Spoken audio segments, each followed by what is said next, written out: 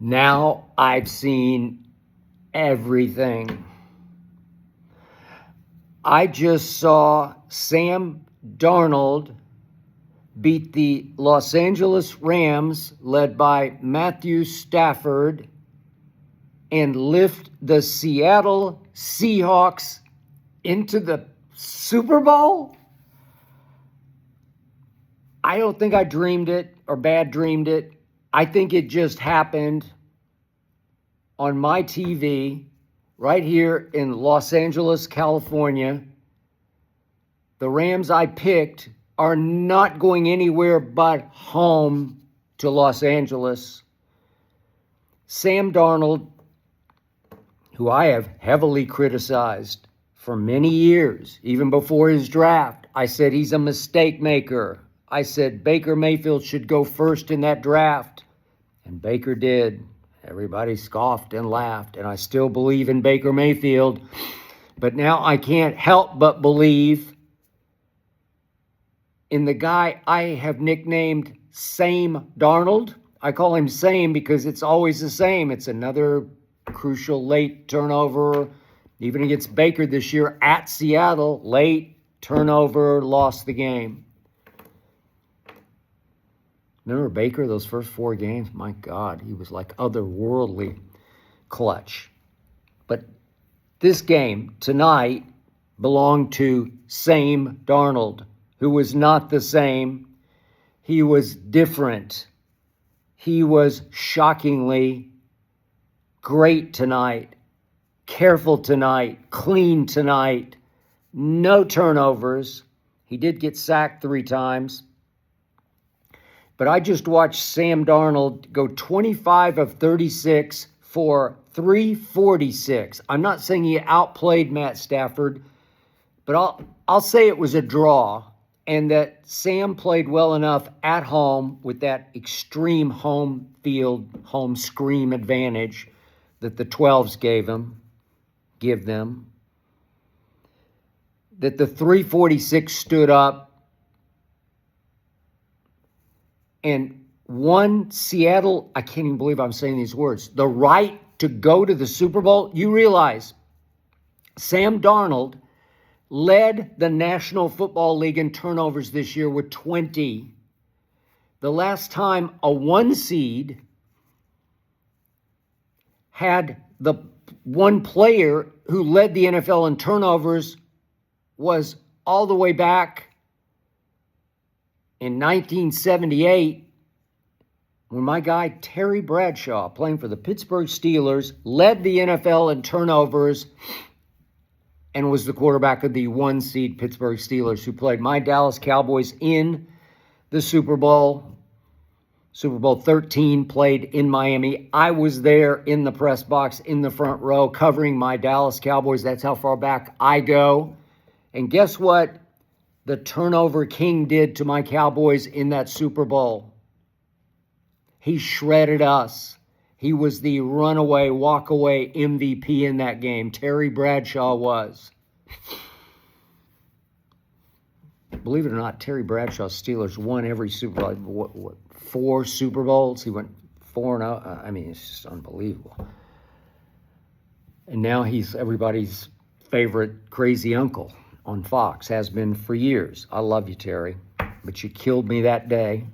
Used to play basketball against Terry Bradshaw in Dallas at the Las Colinas Sports Club back in the day.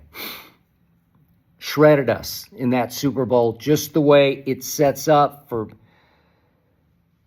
different Darnold to go to the Super Bowl and have another game of his life. He keeps having them. He's had them against San Francisco, the last 2, even against the Rams on that Thursday night, the 38-37 overtime victory, in which he did outplay Matthew Stafford, although he got so lucky in that game because remember at the end of regulation, they tried a 2-point pass, and he just took the snap from center, under center, and just stood up and fired it into the flat to Charbonnet. He's now out, obviously, for the rest of the playoffs, but fired to Charbonnet, hit Jared verse number 8 right in the side of the helmet with what turned out to be a backward pass.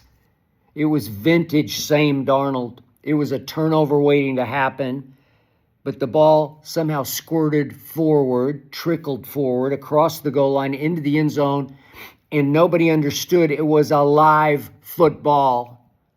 And Charbonnet, the intended receiver, looked around. My guy Cam Curl, we had on Arena Gridiron the other day, reached and actually touched the football for a second, but didn't think to fall on the football. And Charbonnet just nonchalantly picked it up for the 2 points that tied the game and sent it to overtime. And that's when I said, okay, he's still Same Darnold, but in the overtime, he was flawless. He was great. He made some big-time Matthew Stafford-esque throws to outplay Matthew Stafford in that game. I give it up. Today, he set the early tone with that 51-yard throw to Shaheed. It's 12:51 left in the first quarter that set up 7-0. It was the play of the day for him and his team because it showed the visiting Rams, no, we ain't backing down. We are you now. You won a Super Bowl. We're about to do that to you now. And it empowered Sam Darnold to be different, to feel like I got this. I can do this at the highest level. It wasn't just Thursday night football against the Rams. This was to go to the Super Bowl. This was the NFC Championship game.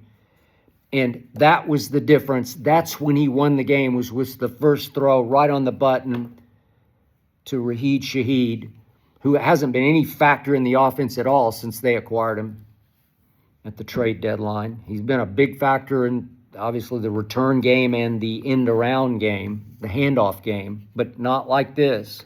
Set the tone.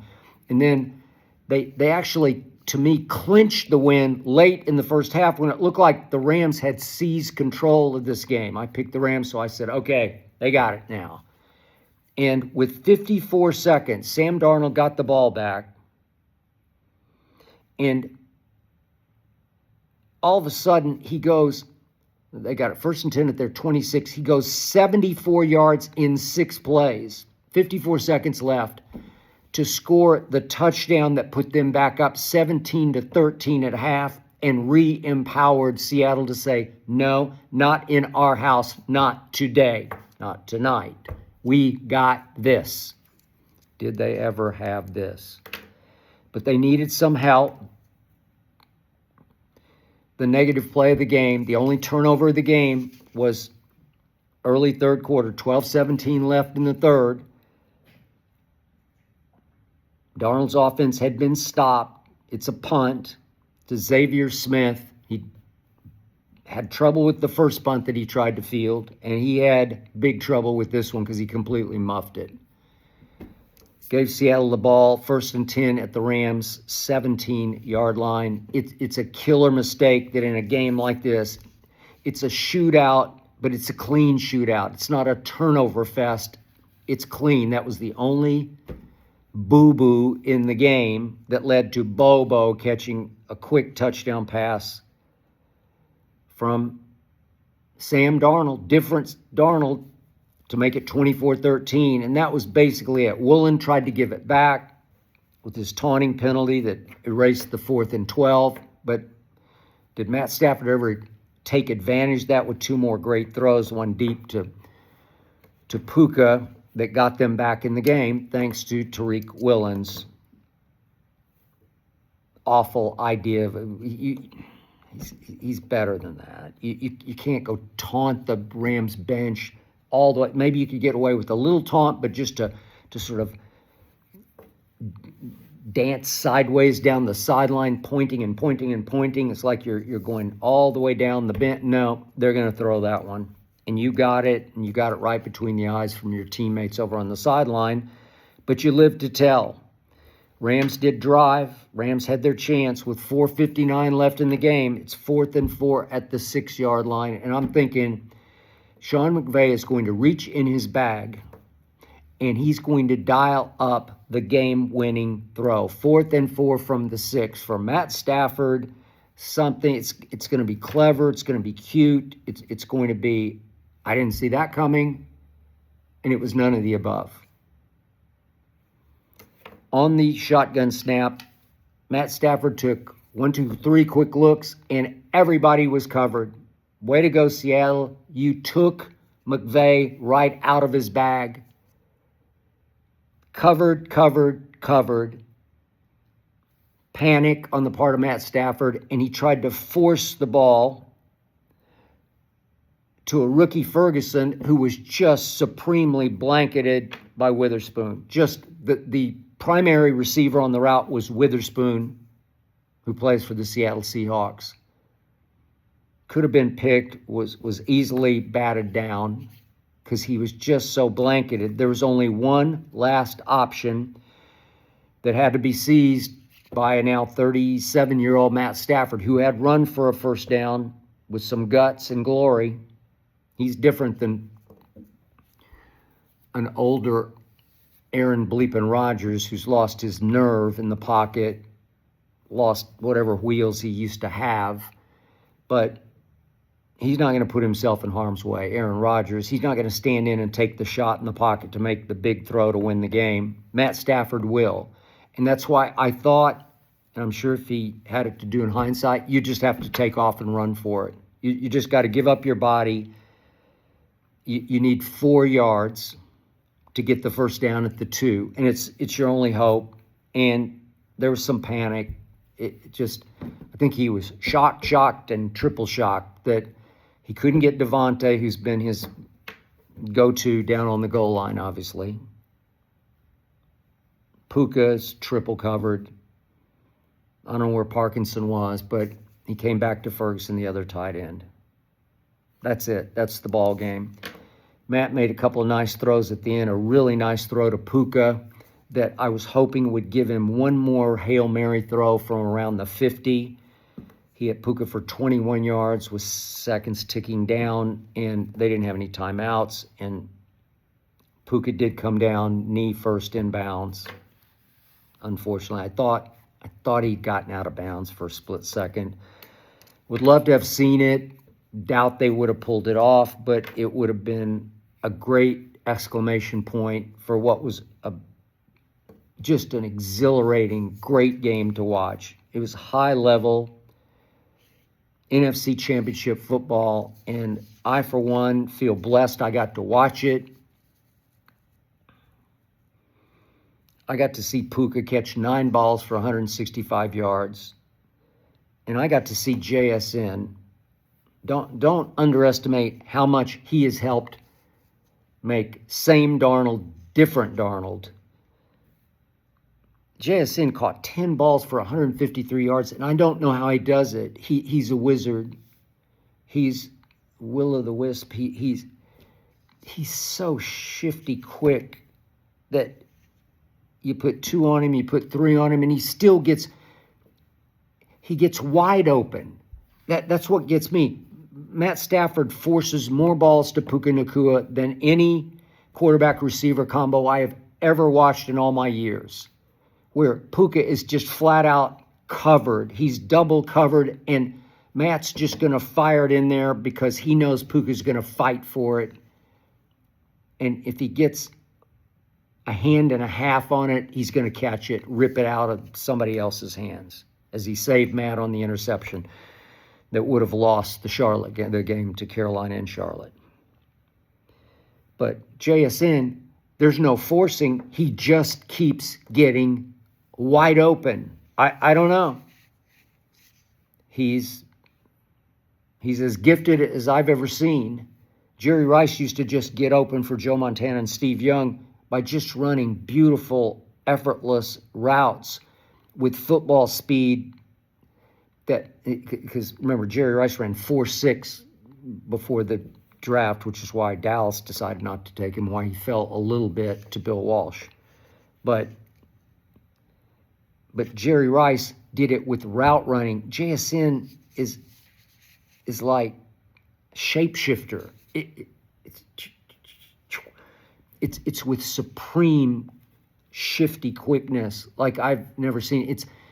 It's a gift.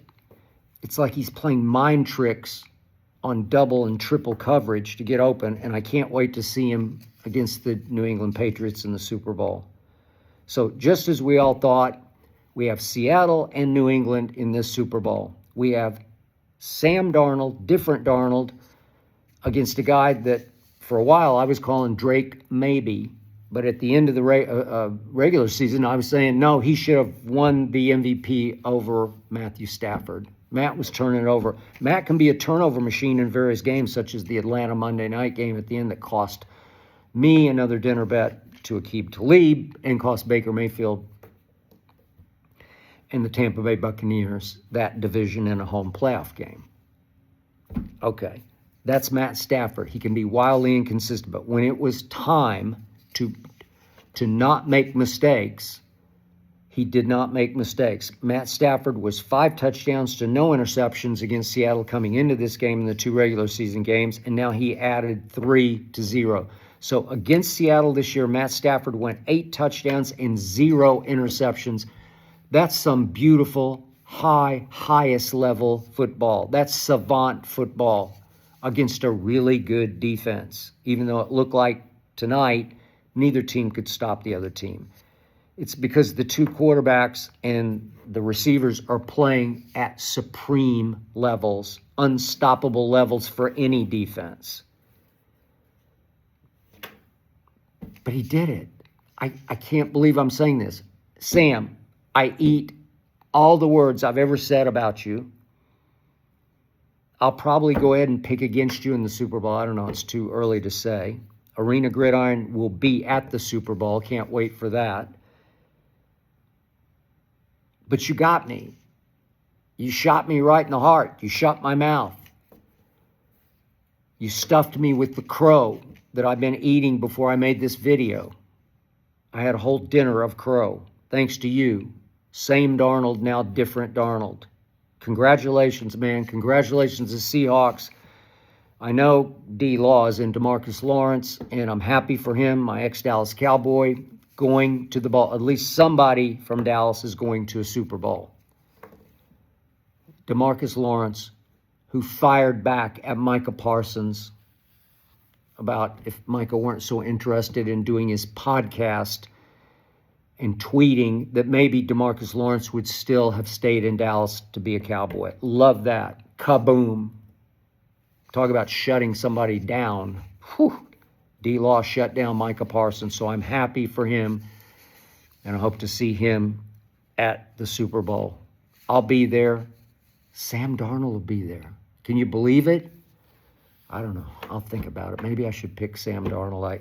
Maybe I owe him a pick. I mean, who knew? Terry Bradshaw, once upon a time, led the league in turnovers and was the Super Bowl MVP. It's possible. Sam Darnold just turned it into a reality.